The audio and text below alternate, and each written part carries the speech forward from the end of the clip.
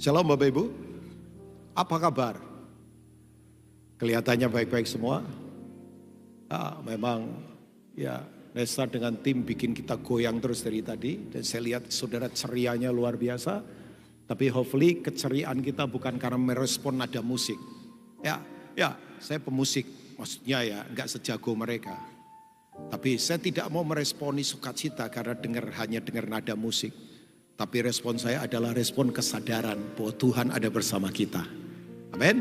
Jadi begini, mau di Geraha Betani ini, mau di luar, mau di tempat seperti apapun, sukacita Tuhan selalu ada pada kita. Amin. Ya kan? Ya. Kita tidak dapat sempurna dalam penyembahan, tapi kita memang tidak dapat untuk menyembah Tuhan tanpa ketulusan dan kemurnian. Ya, ingat baik-baik itu ya.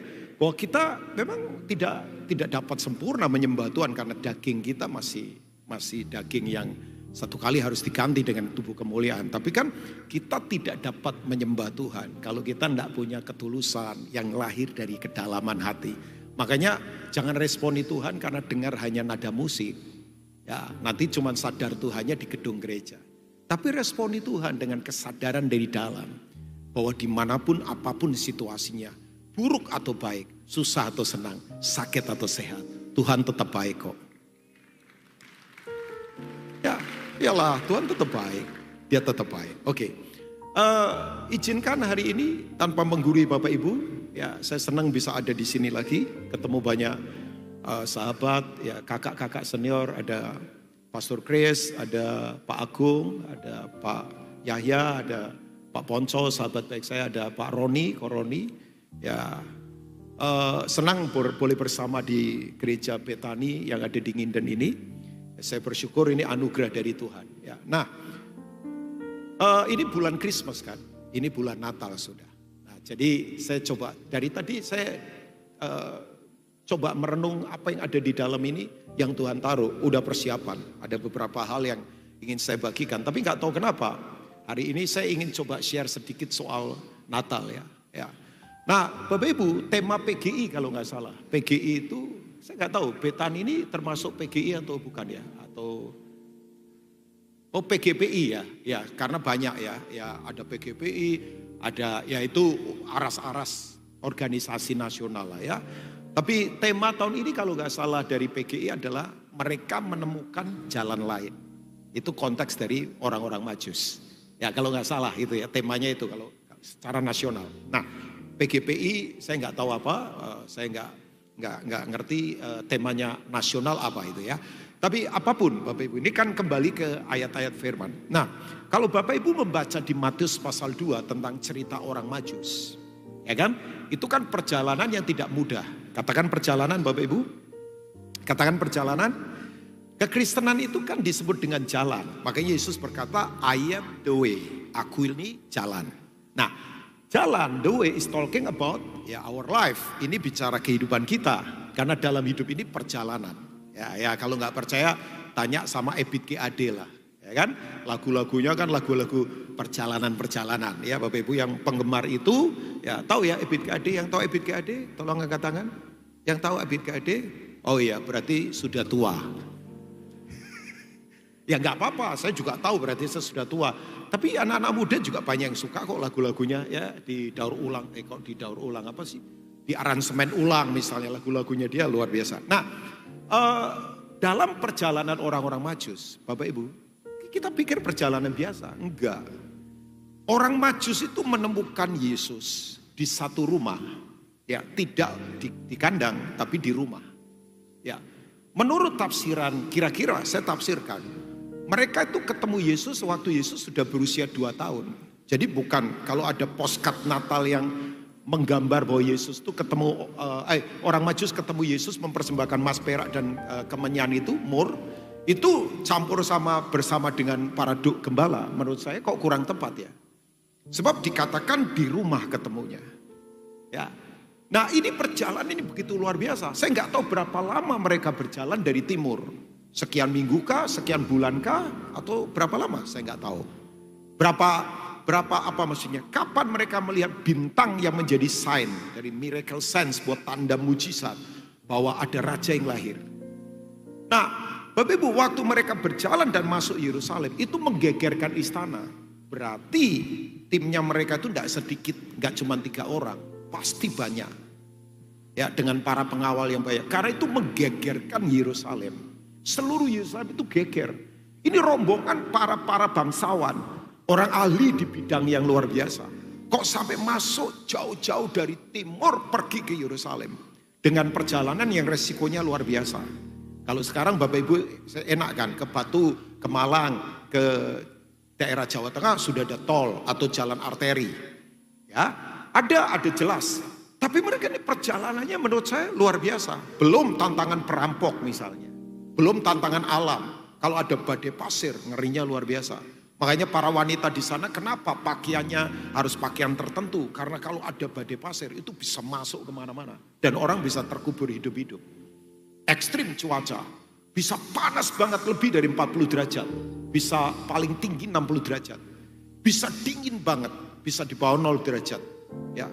Jadi itu perjalanan, kan kita ngalami musim-musim.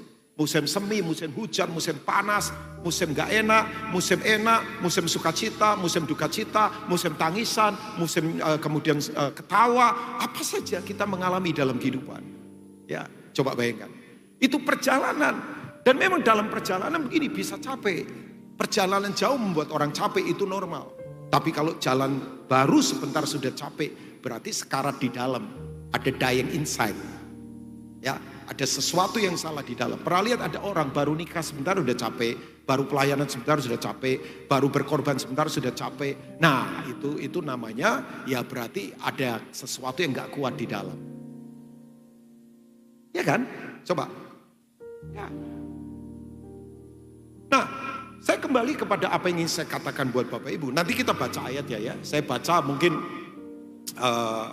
poinnya nanti di ayat 12 saja dari Matius 2. Ya nanti saya naik sedikit ke atas ya Bapak Ibu. Ini narasinya luar biasa.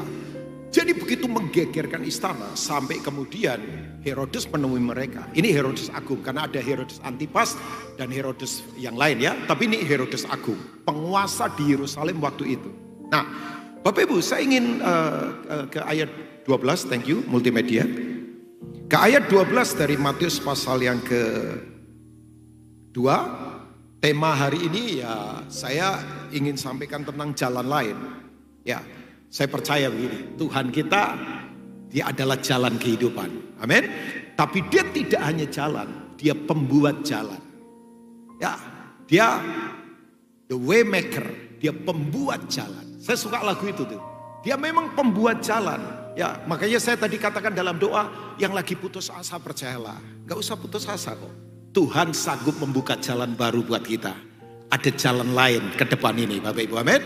Kalau sekarang lagi situasinya gak gampang, ada jalan lain dari Tuhan. Sebab Tuhan itu pembuat jalan yang luar biasa. Nah ayat 12 berkata begini, ini setelah kemudian ketemu bayi Yesus, menurut perkiraan saya ya kira-kira udah 2 tahun.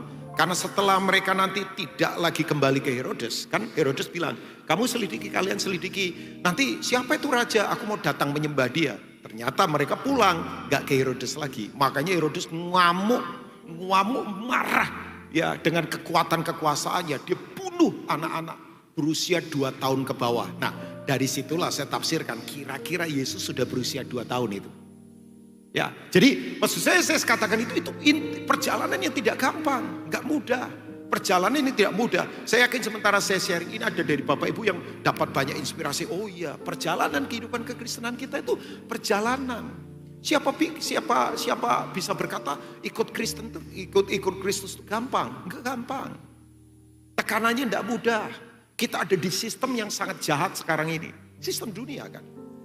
Ya, sistem kekejian, sistem kenajisan, sistem apalagi kemunafikan, sistem apalagi kefasikan, sistem yang menginjak-injak kebenaran, sistem di mana uang bisa berkuasa, uang bisa mengatur semuanya. Uang itu sistem dunia. Bukan kita tidak boleh punya uang, tapi kalau kita pegang uang tapi tidak ada dalam sistem kerajaan Allah, pasti egois, pasti sombong. Makanya saya nggak setuju kalau orang berkata orang miskin sombong, orang miskin itu rendah hati, orang kaya sombong. Belum tentu. Kalau orang tahu prinsip kerajaan Allah, ketika dia kaya, dia tahu kekayaannya untuk apa. Saya ketemu orang miskin yang sombong juga banyak kok. Ya ada juga banyak orang kaya yang sombong karena mengandalkan uangnya. Sebab dia ada di sistem yang salah. Kan yang penting sistemnya. Makanya kata Adonai, Raja ya, Tuhan, Adonai. Itu adalah the Lord of Management. Itu adalah Tuhan atas sebuah sistem. Saudara menganut siapa, itu teraplikasi dari nilai, cara, dan tujuan hidup saudara. Kalau sistem kita salah, ya semuanya berantakan. Nah siapa yang saudara sembah, itu menentukan hidup kita akan seperti apa, jelas kan? Ya kan? Sebab kita akan jadi sama dengan yang kita sembah. Karena yang disembah itu berarti prioritas. Katakan prioritas jemaat Betani. Ya, prioritasnya siapa? Kalau prioritasnya Tuhan, ya jelaslah cara hidupnya seperti Tuhan. Aneh kan, kalau orang punya benih kebenaran tapi ucapan dan tindakan kelakuannya nggak lahir dari kebenaran, ya aneh. Nggak bisa. Benih apa yang ada pada kita, itu akan bertumbuh dan kemudian berbuah. Jelas itu tidak bisa dibantah Bapak Ibu. Ya, nah saya ingin membaca ini. Dan karena diperingatkan dalam mimpi, supaya jangan kembali ke Herodes, maka pulanglah mereka ke negerinya melalui apa Bapak Ibu? Jalan lain. Oke. Nah dari ayat-ayat ini ya nanti Bapak Ibu bisa baca. Ini kan keseluruhan sampai nanti cerita berikutnya mereka Yusuf Maria harus sampai bawa Yesus lari ke Mesir. Karena memang itu Herodes bertindak di Efrata Bethlehem, dia bunuh anak-anak berusia 2 tahun ke bawah. Sampai para ibu-ibu menangis begitu luar biasa ya. Itu sudah dinubuatkan di kitab perjanjian lama. Nah saya ingin membawa kita Bapak Ibu ya. Jalan itu berbicara tentang jelas progresivitas. Jalan itu berbicara tentang apa? Pergerakan. Jalan itu berbicara tentang apa? Apa sih namanya? Sumber kehidupan di mana Tuhan akan membukakan sesuatu buat kita. Ya. Nah saya ingin menarik beberapa prinsip untuk kenapa sih Tuhan memberi jalan. Ya, saya tahu ke depan ini Bapak Ibu kondisi tidak gampang. Ya, ini mungkin Bapak Ibu sudah sekian kali mendengar ini dari pendeta mungkin, dari mungkin siapalah di media dan sebagainya. Memang betul nggak gampang. Ya, tapi saya ingin mengajak kita coba berpikir kembali. Nah, Bapak Ibu tahu di padang gurun itu kan semuanya jalan, ya kan? Coba kalau Bapak Ibu ke padang gurun, semuanya kelihatan jalan. Saudara bisa ke kanan, saudara bisa ke kiri, saudara bisa ke depan, saudara bisa ke belakang, saudara bisa kemana saja. Tapi pertanyaannya, jalannya benar enggak? Arahnya tepat enggak dalam kehidupan? Ya, kita sekarang disodorin dengan banyak hal. Orang katakan ini jalannya loh, oh ini begini loh, ini solusinya loh, ini begini. Kalau kamu lakukan itu kamu pasti sukses dalam kehidupan. Tapi pertanyaannya, itu seperti yang Tuhan mau atau tidak? Sebab di padang gurun kan semuanya jalan. Saudara bisa kemana saja. Coba, saya beberapa kali ada di padang gurun. Waktu saya kemudian ke daerah Timur Tengah. Oh iya, itu kalau lihat padang gurun yang luas. Misalnya saudara, ada yang pernah wisata ke Dubai misalnya kan. Misalnya kalau Bapak Ibu pernah ke Dubai, salah satunya biasanya dibawa itu tuh ke padang pasir. Ya mungkin bapak-bapak yang ada bersama saya sudah pernah ke sana. Kemudian naik itu kan, naik mobil-mobil gede-gede itu, Land Cruiser gitu. Bapak Ibu dibawa, luasnya luar biasa itu. Itu semua jalan semua. Tapi kalau kita tidak tahu arah, tersesat. Ya kan? Dan di padang gurun kan kelihatannya begini. Ada banyak fata morgana di sana. Kelihatannya, ada air kelihatannya. Begitu kita sudah jauh jalan, ternyata bukan. Ya, tingkat dehidrasi juga luar biasa. Makanya sekali lagi, ini perjalanan yang tidak mudah. Ada dari kita yang sekarang ini lagi berat mungkin. Kelihatannya ada solusi secara manusia, tapi begitu sampai ke sana mengecewakan. Ya. Kita yakin ini yang benar ini. Wah ya, kita lakukan itu dalam usaha, dalam apa saja. Tapi begitu kita ke sana, ternyata gagal dalam kehidupan. Nah, saya tahu begini. Tuhan itu lebih tahu yang kita perlukan daripada kita sendiri tahu apa yang kita perlukan. Amin. Makanya saya beritahu, Tuhan lebih tahu yang kita perlukan lebih daripada kita sendiri tahu apa yang kita perlukan. Yang setuju katakan amin. Tuhan lebih tahu pertempuran kita lebih daripada kita sendiri tahu pertempuran kita itu apa. Karena Tuhan pembuat jalan. Nah, cara Tuhan untuk kita ada di jalannya, saya suka sekali. Dia pakai cara dengan cara apa? Tuhan kasih mimpi sama mereka. Ya, jadi Tuhan memperingatkan, kan diperingatkan itu, ya kata diperingatkan.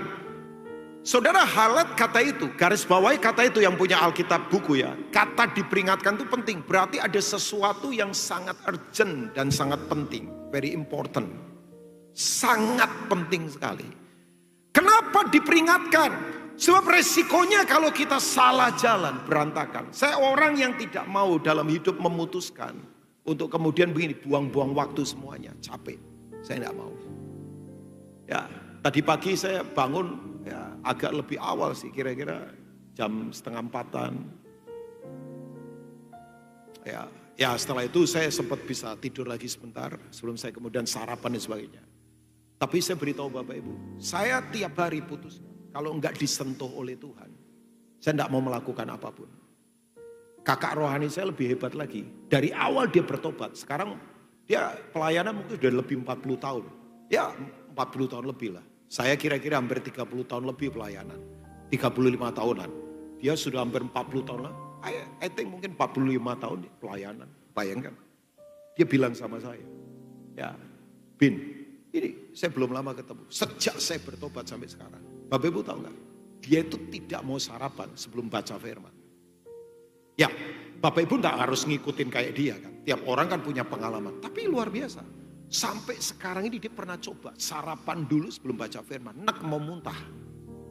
Itu aneh itu. Saya bukan orang yang profetik aneh-aneh loh Bapak Ibu ya. Kan ada yang aneh-aneh kadang-kala. Jalan gak nginjak tanah, ditanya bahasa Indonesia menjawabnya bahasa roh, itu ada yang aneh-aneh begitu ya. Saya bukan tipikal begitu. Mau pakai baju, mau pakai celana, tanya Tuhan. Tuhan hari ini warnanya apa? Itu aneh banget. Pasti Tuhan menjawab dari surga. I am your father, not your mother. Tahu ya, warna baju ya tanya sama ibumu lah. Masa bapak ngurusin warna baju kan enggak ya. Nah, saya bukan tipikal orang yang begitu. Tapi ini kakak rohani saya bilang, saya itu putuskan sejak saya bertobat. Tidak pernah mau makan dulu pagi sebelum saya makan firman. Saya tanya kenapa? Karena dia sadar, saya tidak mau membuat keputusan yang salah dalam kehidupan. Kalau saya tidak disentuh Tuhan, bagaimana saya bisa hidup dalam kehidupan? Karena ini bukan upaya saya. Bapak Ibu, saya kalau tidak dilayani Tuhan dulu, saya tidak mungkin bisa melayani Bapak Ibu di sini. Mau pakai apa? Wong saya ini bodoh kok. Asli saya ngomong begini, Pak Rubin ngomongnya jangan negatif. Gak negatif ini. Kalau orang tanya gelar saya, ya ampun. Kalau orang tanya background ekonomi keluarga saya, ya ampun. Ya. Makanya apa yang saya mau sombongkan? Wong saya berdiri di sini juga gak berupaya apa, telepon koroni. Kalau pelayanan saya dingin dan saya enggak. Saya selalu bilang sama Pak Petrus sama koroni, taruh saya di mana saja, saya siap kok. Di mana saja. Ya kalau saya diizinkan melayani di Betania, di mana saja. Nah, jadi begini. Makanya kalau saya enggak menangis dulu, hari ini saya enggak bisa ketawa sukacita. Saya menangis dulu. Saya nangis, Tuhan mau bicara apa buat umatmu. Sampaikan hatimu Tuhan. Kadang-kala bahkan saya bingung, saya ke mimbar itu cuma diam dan Tuhan sekarang bicaralah. Saya tutup semua materi saya. Gak perlu lah. Bicara saja buat umatmu. Dan ini bukan ide saya. Nah, maksud saya Bapak Ibu, ini cara Tuhan. Cara Tuhan itu artinya begini, kalau bicara lewat mimpi berarti gak ada cara lain. Spiritualitas kita, kerohanian kita harus kuat Bapak Ibu. Gak boleh tidak. Jangan duniawi. Ya, sistem dunia kan goncang. Sistem dunia krisis. Sistem dunia itu berantakan. Dunia, kan Alkitab berkata, langit dan bumi pasti lenyap. Alkitab berkata, semua digoncangkan. Yang ada di dunia ini digoncangkan. Yesus berkata, kamu memiliki seluruh dunia, tapi kalau kehilangan nyawamu, apa yang mau kamu buat? Percuma. Jadi begini maksud saya, kalau dunia goncang, dunia menakutkan, dunia gelap, dunia krisis. Kalau saudara pakai cara dunia, ya ikut-ikutan goncang, ikut-ikutan krisis, ikut-ikutan takut, ikut-ikutan gelap. Kenapa orang berkata takut, gelap, goncang, ya kemudian depresi? Ya karena saudara ada di sistem yang sama. Kita mesti punya opposite system, sistem yang berbeda. Nah sistem yang berbeda itu adalah kerajaan Allah. Ya kan? Ya. Makanya Bapak Ibu, yuk exercise. spiritualitas kita, exercise, ya apa, kerohanian kita. Orang kalau punya kecerdasan rohani, itu tuh bisa memadukan ya cara berpikir, cara berkata, cara bertindak itu sesuai dengan hadirat Tuhan, urapan Tuhan dan firman Tuhan. Saya ulangi, kecerdasan rohani itu adalah keterpaduan di mana cara berpikir, cara berkata, cara bertindak kita itu didasarkan oleh sinkronisasi kita pada firman Tuhan, urapan Tuhan dan karakter Kristus. Itu cerdas.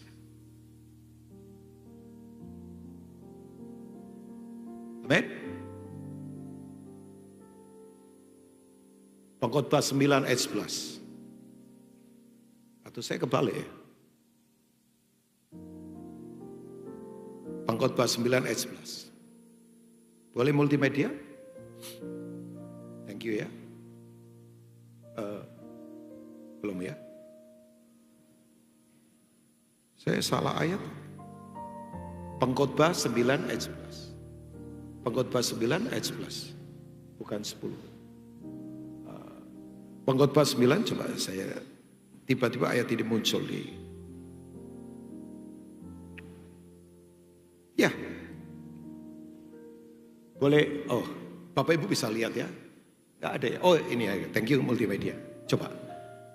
Ini yang menulis ayat ini adalah orang yang menurut saya hebat lah. Dia bisa mengendarai semua badai. Dia meniti semua gelombang kehidupan dan mencapai kemaksimalan. Dalam karirnya dia as a king. Dia Salomo. Diwariskan oleh bapaknya untuk membangun first temple, bait Allah pertama. Itu kalau dikurskan sekarang nilainya 1.700 triliun. Imagine, coba Bapak Ibu bisa bayangkan. Wow, itu untuk membangun bait Allah. Artinya untuk hidupnya dia sendiri, wah bisa lebih dari itu. Bayangkan, 1.700 triliun. Lah iya, emas semua Pak. Tembok emas, mesbah emas, semuanya emas, semua ornamennya emas. Makanya yang masuk emas-emas. Ya para imam kan, emas-emas semua itu. Coba. Oh luar biasa, orang ini, ya ampun. Kalau mau ngomong kepinteran, pinter banget. Seminar motivasi pertama yang tersukses di dunia, itu bukan Anthony Robbins, bukan Tung Desem, bukan siapa, tapi Salomo. Salomo bayangkan, seluruh kerajaan di dunia datang untuk mendengarkan hebatnya dia. Sampai Ratu Sheba terkagum-kagum. Sayangnya ya, di akhir hidupnya yaitu dia jatuh. Karena terlalu pinter. Istrinya banyak banget. 300 resmi, 700 selir. Jadi kalau ketemu yang pertama lagi, itu bisa butuh waktu 3 tahun. Coba bayangkan. Mau cari yang model apa saja ada. Hitam separuh, putih separuh. Gabungan hitam putih, keriting lurus. Semuanya ada, coba bayangkan. Ini orang ini luar biasa. Tapi tahu Bapak Ibu, di pengkhotbah menurut saya dia menjadi raja yang bodoh. Ya, di kitab Kidung Agung dia adalah punya hikmat raja muda. Di kitab Amsal dia saya kategorikan kematangan raja. Ya, matangnya luar biasa. Tapi di kitab Pengkhotbah itu kebodohan raja tua. Sudah tua bodoh lagi. Kasihan Salomo. Ya. Jangan tanya saya, Salomo masuk surga atau tidak. Saya nggak tahu ayatnya. Nanti kalau saya ketemu dia saya tanya. Lah kalau dia enggak ada di neraka Pak, ya Bapak Ibu yang tanya. Enggak lah. Nah, ada orang suka ngotot begitu kan. Ya, Pak Rubin, ya nanti saya tanya kalau ketemu di surga ya. Kalau dia enggak ada, ya kamu yang tanya. Ya, dia kemudian takut, oh enggak, saya mau ketemu juga di surga ya. Saya bercanda lah sama dia ya. Nah dia kemudian berkata begini. Lagi aku melihat di bawah matahari, di semua suku, bangsa, budaya termasuk di Jawa ini, di Surabaya ini ya. Bahwa kemenangan perlombaan bukan untuk yang apa? Cepat. Jadi kalau berpikir bahwa ternyata Pak Roni, Pak Aswin mungkin tahu lah ya soal balapan, mereka tahu ya, Pak Roni tahu. Ternyata Bapak Ibu ya, F1 itu kan bukan soal hanya ngomong kecepatan. Enggak lah, itu bicara strategi, bicara kemudian begini, bagaimana mengatur waktu, teamwork ya, pit stopnya kalau terlalu lama ketinggalan. Ya kita tahu penggemar F1 itu F1 kan memang olahraganya para pria ya. Saya juga suka lihat saja, lihat. Ternyata keren ya. Tapi memang betul. Dan keunggulan perjuangan bukan untuk yang kuat. Ada orang kuat-kuat Bapak Ibu. Tapi ditekan satu titik kemudian rontok. Pernah lihat gak angkat besinya hebat. Tapi begitu ditekan satu masalah stres bunuh diri. Kelihatannya kuat tapi rapuh.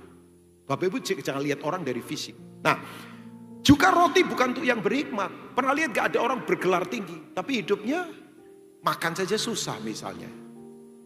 Apalagi memberi makan keluarga. Ya, kekayaan bukan untuk yang cerdas. Yaitu yang tadi saya katakan, bergelarnya hebat-hebat tapi usaha berantakan terus. Hidupnya ngutang kiri kanan, minta bantuan dari orang lain, bisa saja. Ya, iya kan, ini Alkitab berkata, ya. Kemudian karunia bukan untuk yang cerdik cendekia. Pernah lihat gak ada orang bergelar doktor teologi atau doktor apa, tapi karakternya berantakan. Antara khotbah dan hidupnya tidak nyambung. Itu sakit jiwa berarti. Sorry ya, kalau orang sakit jiwa itu jiwanya pecah. Yang dia katakan, yang dia ucapkan, yang dia tindakan, yang dia lakukan, yang dipikirannya sudah gak sama lagi. Itu tanda sakit jiwa. Dirinya ditipu, pasti gampang nipu orang lain. Nah, ini Salomo loh yang bilang, Bapak Ibu ya. Karena waktu dan nasib dialami mereka semua. Sayang ya memakai kata nasib. Dalam terjemahannya bahasa Inggris, time and chance. Waktu dan peluang. Nah, ini menggunakan kata yang disebut dengan kata karah. Karah. Karah itu adalah kejadian yang tepat. Karah, Bapak Ibu. Karah. Kairos ini sebetulnya. Nah, ini hal spiritual. Makanya saya setiap kali pagi, kenapa? Saya selalu berkata, Tuhan sentuh aku dulu supaya aku bisa menyentuh orang di sekitarku. Layani aku dulu, makanya aku bisa bekerja dengan excellent. Tuhan, kalau engkau tidak menjamah aku tidak mampu apa-apa. Makanya saya putuskan setiap kali pelayanan, saya disentuh Tuhan, saya menangis di kaki Tuhan, saya mau diurapi oleh Tuhan, saya tidak mau keluar tanpa kekuatan dari Tuhan. Karena saya sadar, saya tidak mampu. Orang kalau ada di waktu Tuhan, orang kalau ada di kekuatan Tuhan, dengarkan jemaat Betani yang ada di Nginden ini, dan dengarkan yang ada di live streaming. Saya beritahu, kita selalu akan menemukan waktu yang tepat. Kita akan ada di tempat yang tepat. Kita akan berjumpa dengan orang-orang yang tepat. Kita akan berkata-kata tepat. Kita akan punya strategi tepat. Kita akan melakukan yang tepat. Dan kita akan menikmati hasil yang tepat demi kemuliaan nama Tuhan. Coba, dalam hidup ketemu orang salah, ngeri Bapak Ibu. Dalam hidup kalau ada di tempat yang salah, berantakan.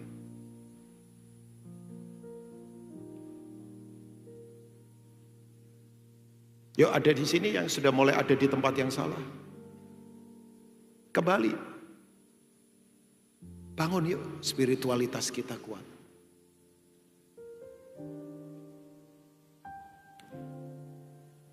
Yang mau katakan amin? Saya punya teman, dosen di sekolah Alkitab. Dia bilang begini, saya punya murid, bodoh banget secara akademik. Ya, nilainya, aduh, berantakan. Sampai teman saya bilang, saya harus kasih nilai apa ke dia? Tapi Bapak Ibu tahu nggak? Ini anak secara akademik nggak pinter.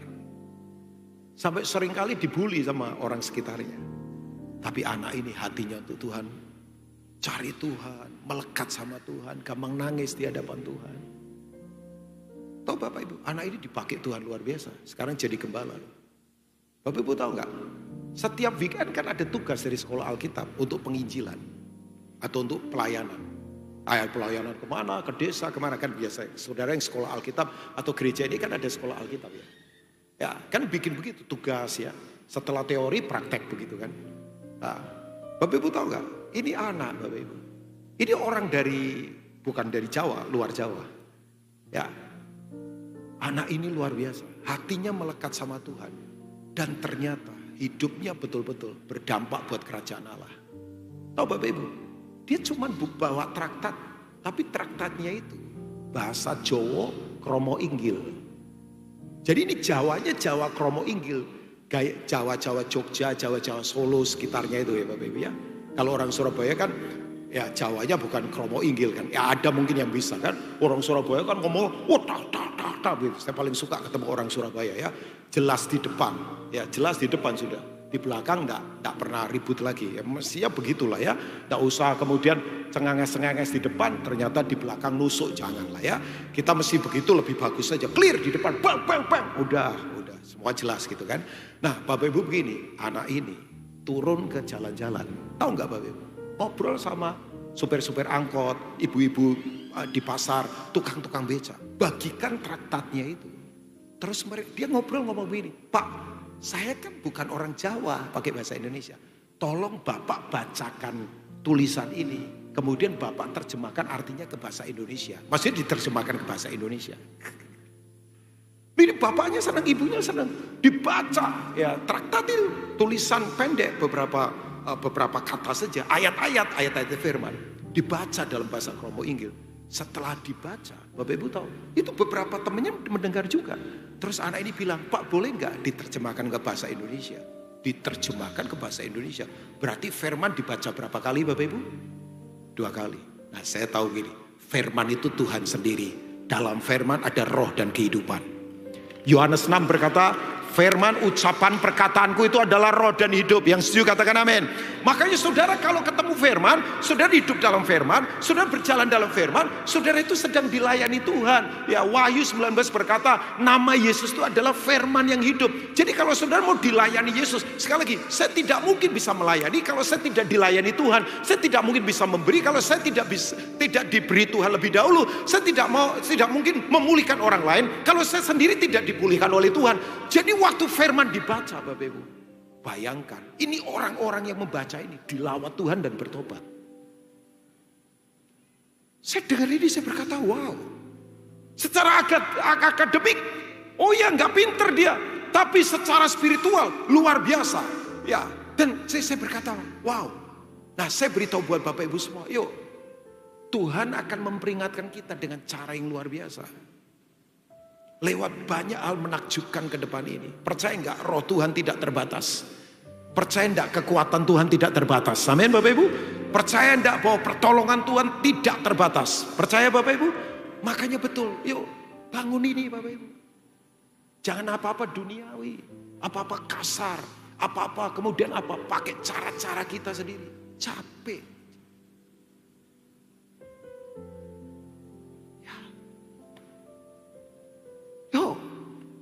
Kita ini makhluk roh. Ya memang tinggal di tubuh yang punya jiwa. Tapi identitas kita, our identity in Christ Jesus, kita ini roh. Ya. Makanya Tuhan berkata, aku mencari penyembah yang menyembah dalam roh dan kebenaran. Ya, salah satu ciri dari roh adalah dia spontan Bapak Ibu.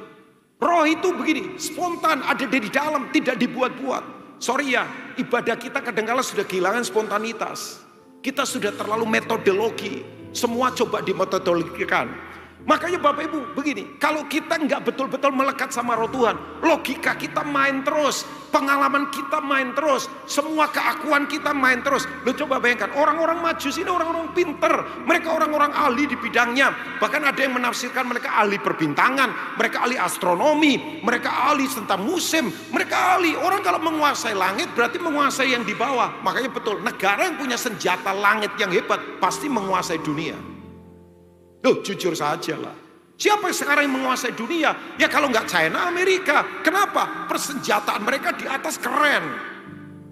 Ya kan? Kan prinsipnya begini. Yang menguasai yang di atas pasti menguasai di bumi kan. Tapi kan kita jangan takut. Tuhan bertata di atas kita. Tuhan tatanya tidak akan terkalahkan. Amin Bapak Ibu. Oh iya kan? Sebab ini yang di langit menguasai yang di bawah. Hal rohani menguasai yang jasmani. Tidak mungkin terekspresi kepada jasmani. Karena terjadi kepada hal yang rohani dulu. Baru terekspresi kepada hal yang jasmani. Semuanya tadinya nggak ada. Tuhan berfirman jadi ada. Tumbuhan nggak ada. Tuhan berfirman jadi ada. Sungai nggak ada. Tuhan berfirman jadi ada. Manusia tadinya nggak ada. Tuhan berfirman jadi ada. Semua tadinya nggak ada. Tapi karena firman semuanya ada. Ada yang sedang berkata begini, Pak masa depan belum ada. Gak apa-apa, Tuhan punya masa depan kita. Pak usaha sekarang belum ada. Tuhan yang akan sanggup membuat kita akan menemukan hal yang baru. Tujuannya begini, supaya sampean-sampean ini ora sombong.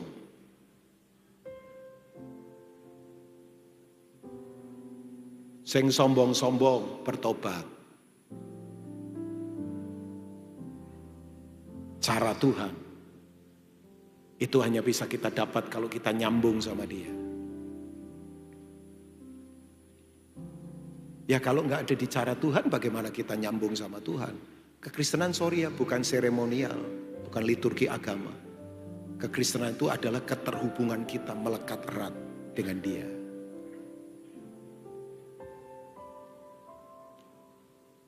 Ya, Jujur Bapak Ibu, saya ini bisa ramah sama orang. Saya bisa ramah sama Pak Agung, sama Pak Yaya, sama teman-teman ya semua. Ya karena Tuhan sentuh saya. Kalau Tuhan tidak sentuh saya sombong, saya angkuh, saya sok-sokan, saya egois. Kenapa saya bisa ketawa sama orang dengan tulus? Kenapa? Tanpa punya kepentingan apapun untuk ambil sesuatu. Karena Tuhan.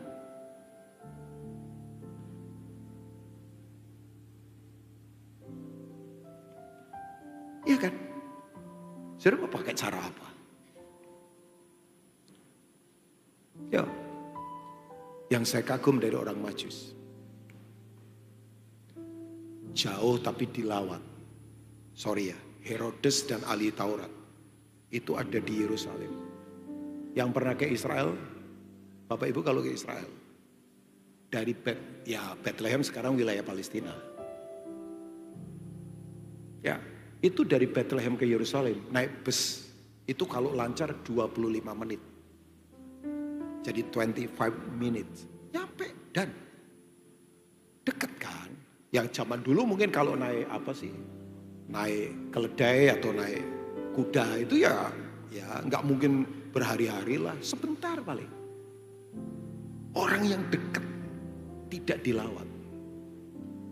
Makanya kita ini jangan rasa sok dekat, sok Kristen, sok pendeta, sok hebat-hebat gelarnya. Udah. Nothing.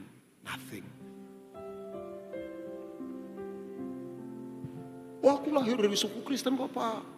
Waktu aku lahir aja begitu jebrol langsung teriak haleluya Pak. Sampai dokter perawat lari semua. Ini anak apa ini kok lahir langsung haleluya. Oke. Tapi pertanyaan saya begini. Hati kita terhubung selalu enggak sama Tuhan? Kita disengat enggak oleh hadirat Tuhan setiap saat? Ya, spiritualitas kita sampai mempengaruhi cara berpikir, cara berkata, cara bertindak. Orang rohani itu bukan karena liturgi agamanya jago. Enggak, orang rohani itu adalah cara nilai hidupnya, perkataannya. Selalu yang terekspresi adalah hal-hal yang merupakan karakter Kristus. Saya selalu berkata, namun aku hidup, tetapi bukan lagi aku yang hidup, melainkan Kristus yang hidup di dalamku. Dan hidup yang kuhidupin ini adalah karena anugerah Tuhan. Saya selalu katakan itu. Aku hidup, tapi bukan lagi Rubin Ong. Bukan saya lagi. Saya sudah mati. Rubin Ong sudah hilang.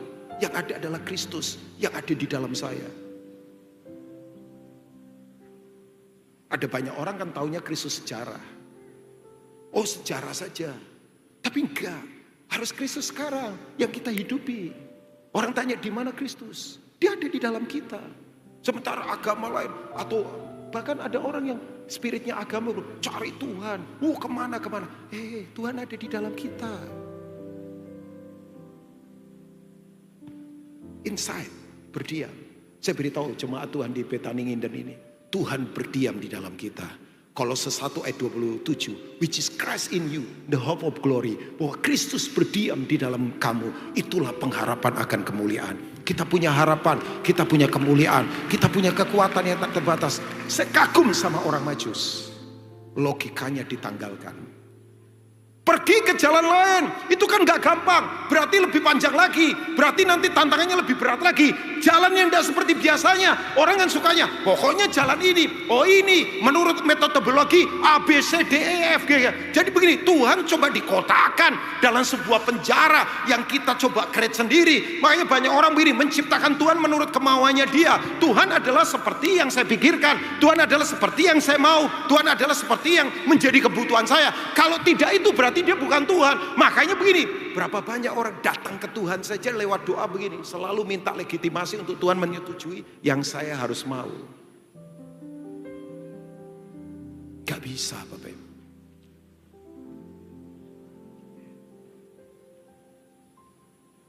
Biar dia jadi Tuhan dalam hidup kita. Tahu Bapak Ibu, doa itu artinya apa? Berhentilah jadi Tuhan, biar Tuhan jadi Tuhan. Saya sih harap quote ini mungkin bisa di-share di multimedia nanti. Penyembahan itu adalah ini. Saudara berhenti jadi Tuhan. biar Tuhan yang jadi Tuhan. Amin. Kalau kita tidak berhenti jadi Tuhan, ya gimana? Kuasai diri terus, ngikutin ego terus, ya sombong terus misalnya. Ya gimana? Cara Tuhan lewat mimpi. Saya suka orang maju taati itu. Dan saya berharap jemaat Betani Nginden kita punya ketaatan untuk tetap mentaati Tuhan. Saya sebentar selesai karena sebentar kita mesti ada Holy Communion. Sudah mau ada di jalannya Tuhan?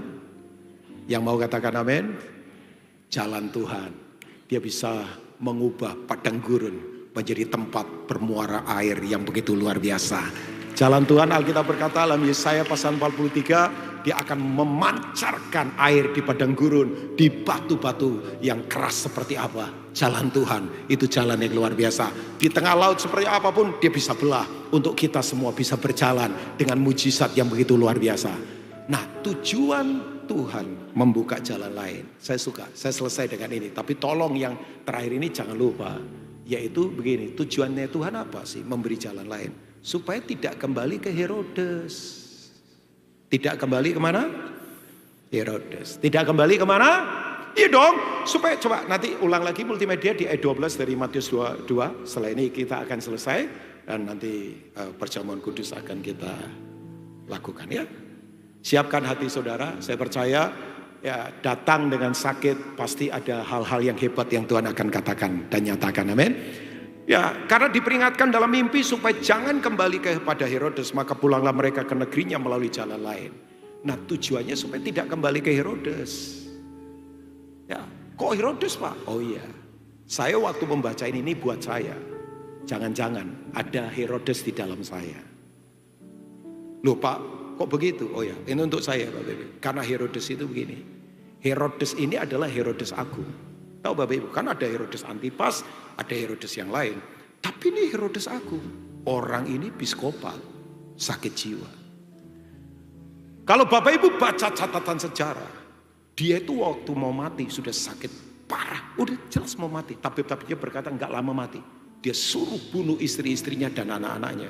Supaya tahtanya tidak bisa digantikan orang lain. Udah mau mati loh. Masih mikir itu. Jadi orang ini begini, memang terganggu kalau ada raja lain. Makanya Natal tidak penting, Natal itu tidak berguna kalau kita tidak menempatkan Yesus menjadi raja. Nah, tata Yesus itu ada di dalam kita. Makanya kenapa Yesus kok lahirnya tidak di sebuah kerajaan yang megah. Dia di palungan. Karena dia mau tata. Tata itu ada di dalam kita. Hati kita ini Bapak Ibu. Dia tidak sok-sokan, bikin kemudian apa? Imperium begitu luar biasa dengan pasukan yang hebat. Begitu kemudian dia naik keledai, orang berkata, ini raja. Nompak keledai. Alasnya apa? Alasnya ya seadanya, selimut-selimut yang mungkin kotor, yang maksudnya sudah dipakai, daun-daun ranting-ranting yang ditebar. Kemudian pasukannya siapa? Bayangkan, sementara tentara Roma keren-keren kan, dengan tembaga-tembaga yang keren, dengan tombak-tombak yang keren, dengan pasukan yang gagah-gagah. Bayangkan, yang tingginya mungkin bisa 2 meter, yang dilatih berperang, yang biasa bertempur dengan para singa, para gladiator yang luar biasa. Ini para pengikutnya pasukannya. Para nelayan loh, coba bayangkan, orang-orang biasa yang mungkin jalannya pelan-pelan, yang mungkin kemudian begini, gak punya fasilitas hebat, yang jubahnya, gak mentereng. Raja begini, makanya orang Yahudi tolak, kami gak mau raja begini.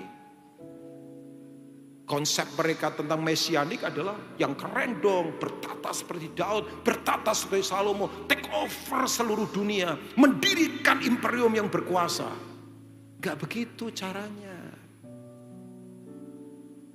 Karena musuh paling hebat ada di dalam. Gak usah jauh-jauh Bapak Ibu. Musuh paling hebat bukan di luar sana, di dalam. Herodes itu lambat. Ini buat saya.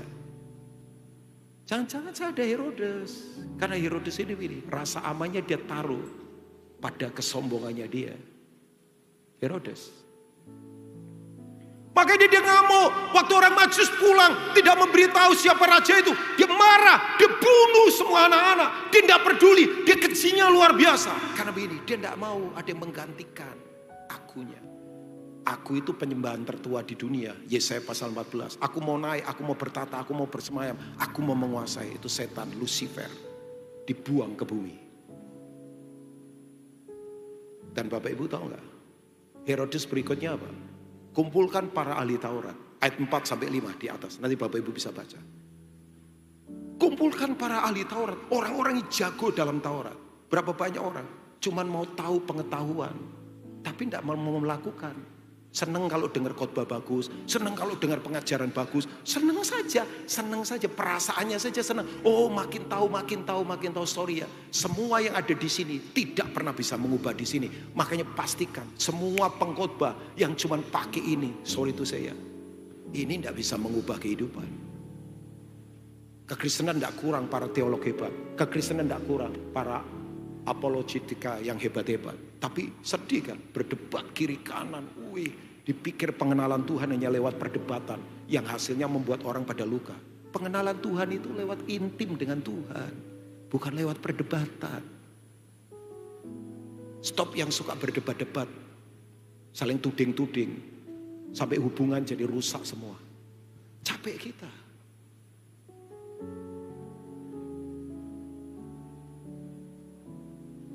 Dan dia ngomong gini, tolong kasih cari ya, aku mau menyembah dia.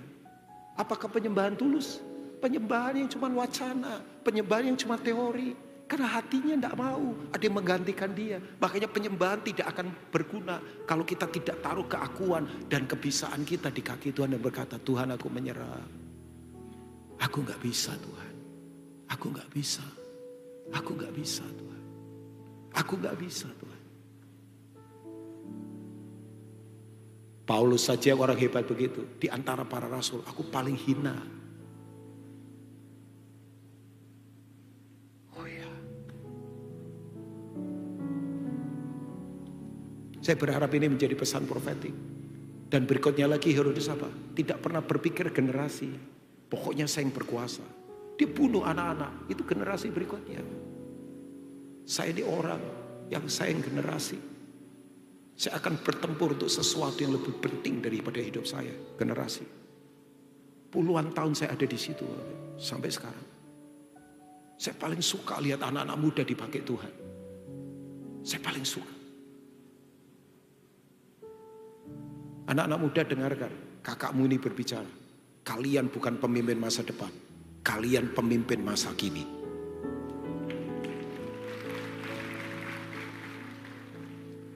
Para choir di sini, yang muda-muda. Semua kita di sini. Saya kalau ngomong pemimpin bukan soal di gereja. Tapi di bisnis, di kreativitas, di pemerintahan, di apa saja. Semua anak muda itu pemimpin masa kini. Saya tidak mau punya roh kayak Herodes. Orang naik dia pukul. Saya nggak mau. Gak punya hati Bapa. Yuk. Natal ada jalan lain. Nikmati jalan Tuhan. God bless you all. Tuhan memberkati semua. Thank you Lonesa teman saya. Kasih G boleh ya.